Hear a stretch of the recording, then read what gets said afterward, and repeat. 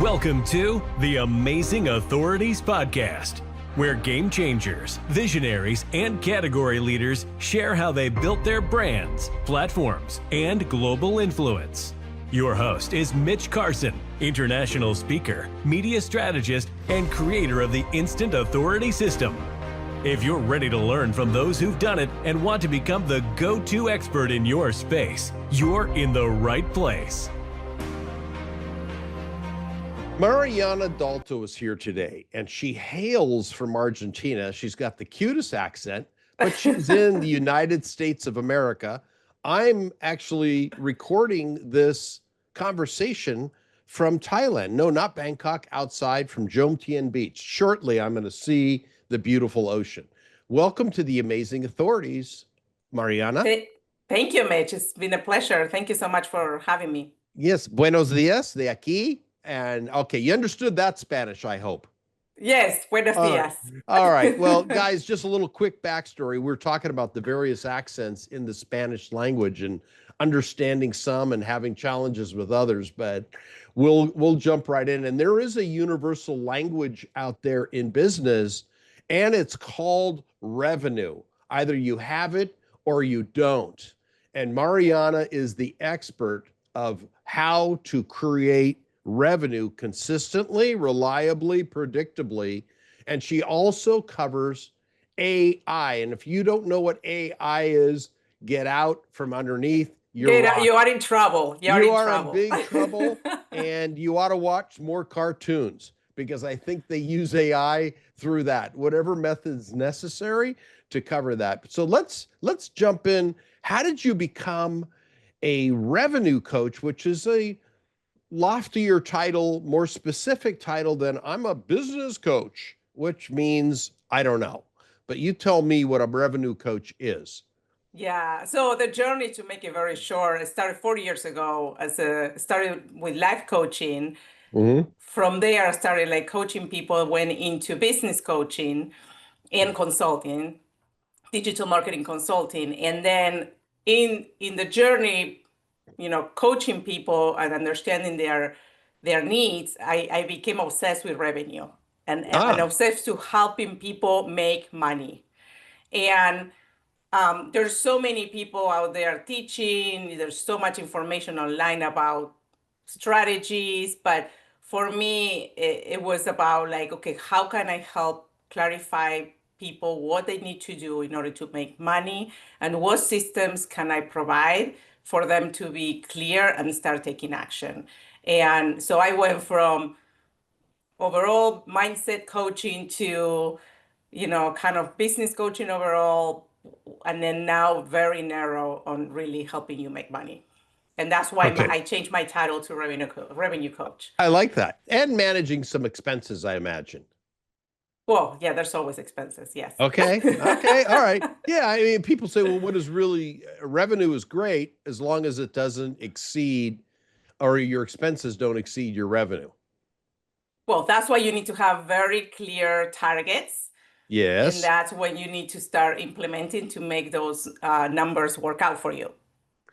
Okay. And the other area that you focus on, well, not even focus on, I would say integrate, because it's everywhere now, is AI. What programs do you embrace and support and teach and or implement for your clients with respect to AI? Well, so my domain in revenue coaching is marketing and sales. So anything within AI, it's all about within that domain, marketing and sales, how to make people more productive, save time, give them the tools where they can be smart and what they're doing with the help of AI. It's not replacing the work. You still need to do the work. You still need to use your brain. We always say the human in the loop has to be part of any work that you do. Sure. But it's just it just optimize your time so much, and you can even work smarter, like implementing AI. And it could be from leveraging, the LLM models, ChatGPT, Claude, whatever you use, Gemini, to the different tools. There's so many tools out there. Oh my gosh. So then it's people are so overwhelmed about the tools, and you're you just don't know what to pick, which one to use. some, overlap with others. It's just like crazy. So bringing that clarity to people about how to be efficient with AI, with knowing there's so much out there, that's where also the passion came in. And which are the top 3 tools that you recommend for a business today? And I know it might vary depending on the business, but are you an early adopter of ChatGPT? Oh, I use that every day, all the time. Claude is another one. If you want, from a copy standpoint, Claude is way better than ChatGPT. Making GPTs is amazing because it simplifies your time so much if you know how to make GPTs, or you can leverage the ones that are already in ChatGPT. So those are kind of like my right hand. Like it helps you brainstorm. You can do so much with it. It's just insane. You just need to know how to use it, and that's where people think that you just go and use them. Oh, you just talk to ChatGPT like it's a friend, and there's strategies behind how to use those tools in order to really get the best out of it. Otherwise, whatever you put in, you put out, you get out, and it's sometimes not the right output. Sure. Well, that's good to know.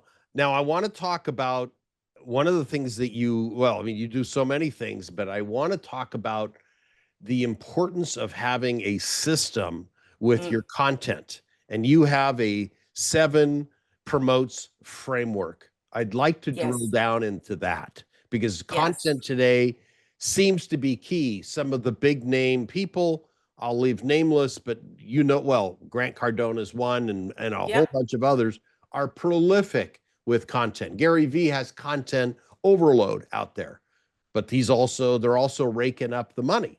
So talk about this 7 frames format. And since you bring up Grant Cardone, so I'm part of his community, and also the seven promote framework came from Brandon Dawson that works with Grant Cardone, so it's part of the Cardone venture. So I learned that framework from his team, and what I love about the framework, and that's what I use it in my coaching business, is having a communication framework, because in order to get attention, you have to do so much out there, right? And people get overwhelmed about, okay, what do I need to do? Okay, so you give them the list of 23 things that you can do in order to get attention in the market, but then you need to communicate. So what do you say? And how do you communicate? So the 7 promote framework gives you like kind of like the communication touch points that you can align what you say with what you do in your company. So it's not just posting things just to post, and then it's just like, well, what's the strategy about what you're posting?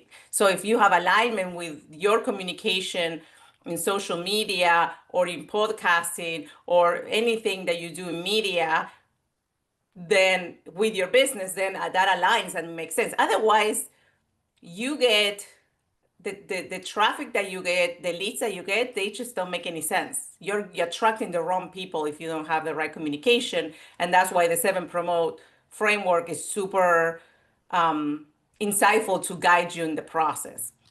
Okay, so it's strategy. There's upload content with a strategy and a roadmap. Yeah, and it's like basically like we talk about, like if the 7 promotes are promote what you do, promote why you do it, promote who you do it for, basically your target market, promote your impact, basically your value proposition. What is it that you do for them? What is it that your clients are expecting to get from working with you, right? Promote why someone should be working in your business. So if you have a team, then promote your business so when people are interested to be part of your team. Promote your people. So when people are getting promoted, then you promote that part of the business, the promotion piece, how people get opportunities to grow within their career. And then the last one is promote, basically teaching your clients and your clients and your team members how to promote the other 6 promotes. So it's kind of like you have different sound bites of what to say in your social media communication about these different levels. So if you don't have a team, then you just use the first 4 promotes. Promote what you do, promote why you do it, who you do it for, and your impact. But then if you have a team, then you want to promote your team and promote, how you promote your teams and everything. So it helps to talk about different things around your business, and it doesn't get boring or not in alignment with what you do. Do you use it yourself to promote? Oh, yes. And I started doing it more and more now, because I realize that sometimes people get to me and they are not the right leads for me. They are not the right people. So then I'm like, okay, I need to start really honing in a little bit more on this. And sometimes what happens with clients is like they don't even have clarity on who they are promoting to. So this opens another kind of worms about like, okay, do I have clarity? Do I have clarity? What do I do and how I say what I do? Why do I do it? Like you have to have clarity in order to communicate it. And that's why I have a program that really kind of goes into all that before you even start using the 7 Promote framework. Okay, with the framework, for example, a podcaster. Let's go through, and I want you make it tactical and practical. So let's talk about a podcaster who is in the book space that has a podcast about authors and how to write books, because that's something that's near and dear to me. It's not. That sounds familiar. All right. So what platforms would you recommend out of there? Where do they promote? It all depends on the type of audience you want to attract. Nonfiction authors. Right. So where do you typically think that people will be connecting to your business, right? Like LinkedIn would be one, I think, is sort of the strongest business network. I understand I've misjudged TikTok. I thought it was dancing young girls shaking their booties, and that apparently is not the case. Apparently, other people watch TikTok. I don't know if that's in your menu. Is TikTok part of the business menu? The strategy for TikTok is like you can leverage that tool to test your social posts. And then the best ones that perform from TikTok, you go and you can post it on Instagram, for example. So then you don't get penalized posting so much. So then you post the best performing TikTok social media posts in Instagram, for example, or LinkedIn, whatever makes sense, right? Each platform also has different audiences and different styles when you post. So, there's also that as well. But TikTok, it has been and then people use it for research too. So you mentioned something I wasn't aware of. Get penalized for too much content. Who penalizes you, or which platform penalizes you? Well, Instagram, if you post too much, sometimes what happens, they stop sharing, and same with LinkedIn, they stop sharing your content, so it distributes less. So then even though you're posting it, it's fine, it's there, but the reach is lower if you're posting, but the engagement is not there. So if you're able to test that out, and then okay, these are good posts, then the other platforms, like Instagram, you will have a better reach, and that's at the end of the day, that's what you want: more followers, better reach. And same with LinkedIn. With LinkedIn, you can't be posting 100 times a day. I mean, there's so many. Every platform has different tactics. They have constraints.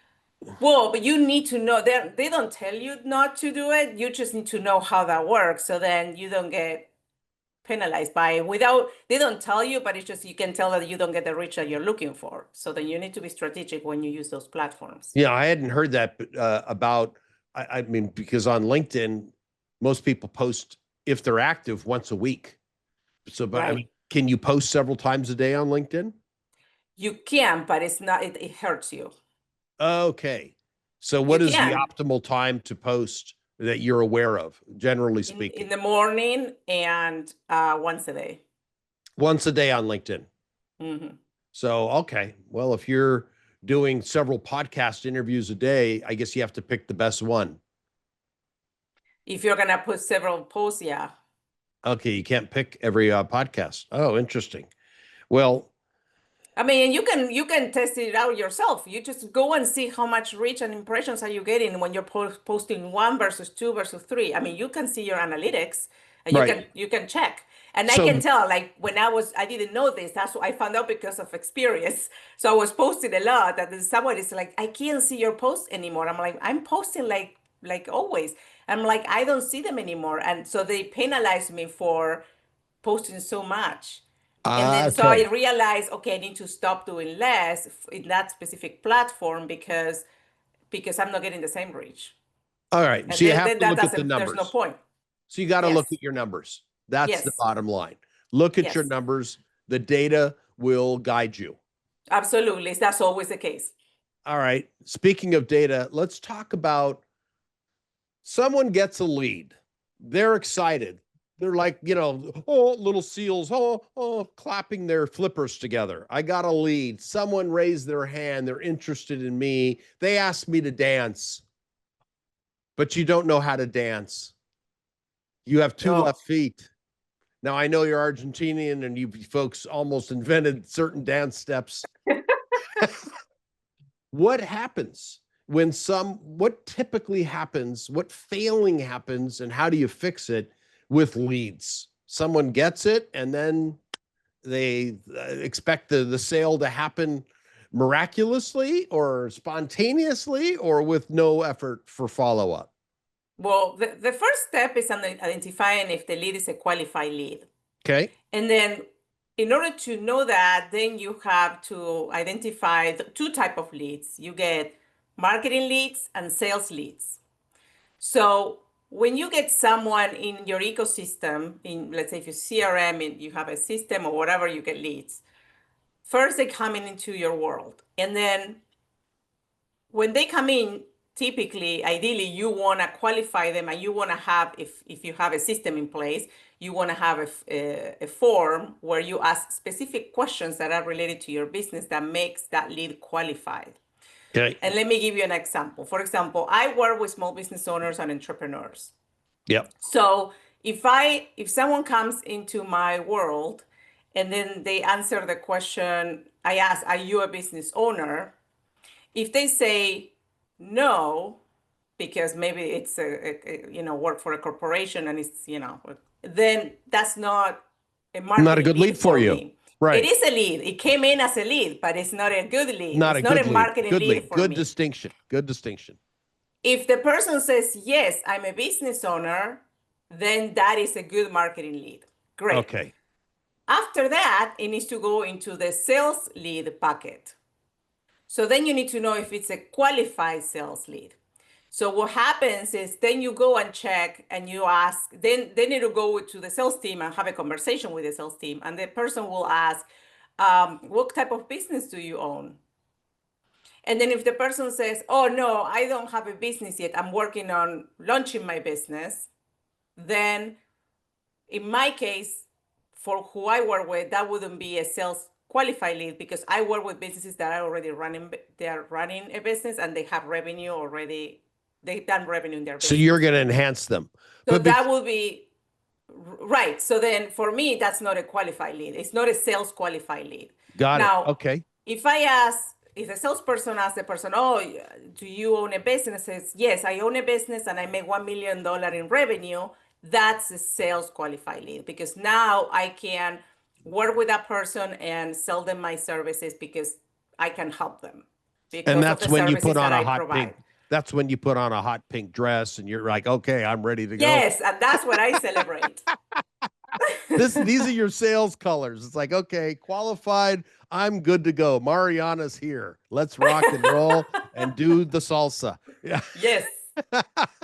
You're ready to salsa dance at that point. Yes, always. Okay. Well, all right. I mean, that's it. Now, you've made the distinction between qualified and unqualified leads.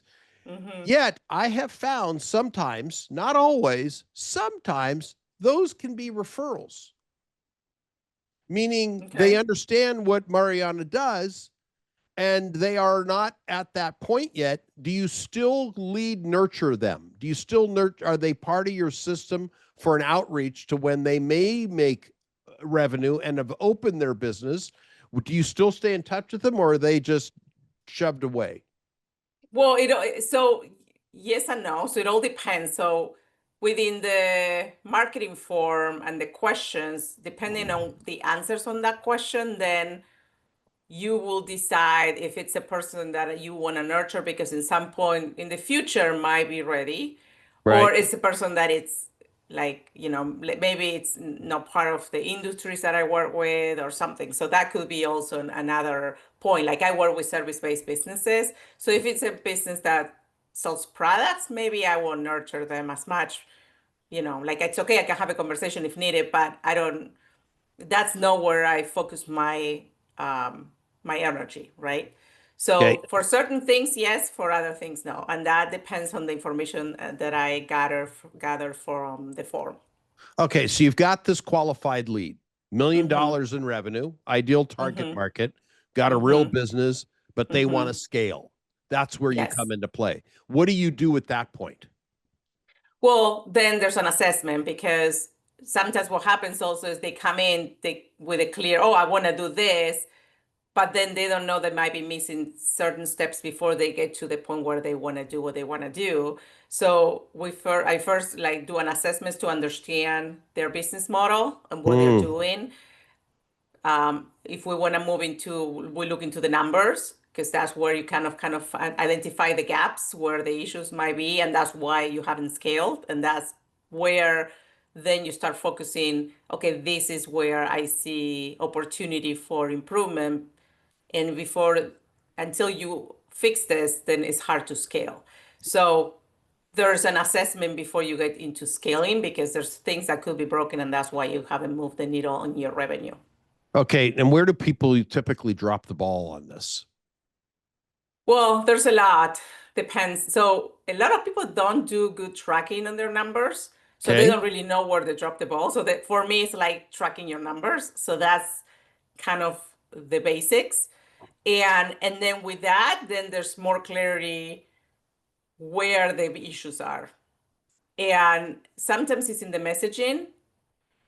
It could be totally in the marketing space where you're just broken in the beginning, all the messaging piece, or it could be in the sales process. Maybe you don't have a clear sales process, and that's a lot of people don't have a clear sales process either. So then having that identified and put a system in place that helps, with the communication with the lead and then having higher closing rates and deals.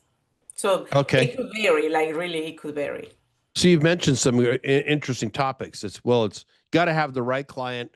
And there was an old adage I heard is find a starving crowd with money. That's Oh, yeah. yeah, Yeah. they've got to want it, and they have to Yes. have the capacity to pay because you don't work for free. No, and they also need to have the drive to want to do the work.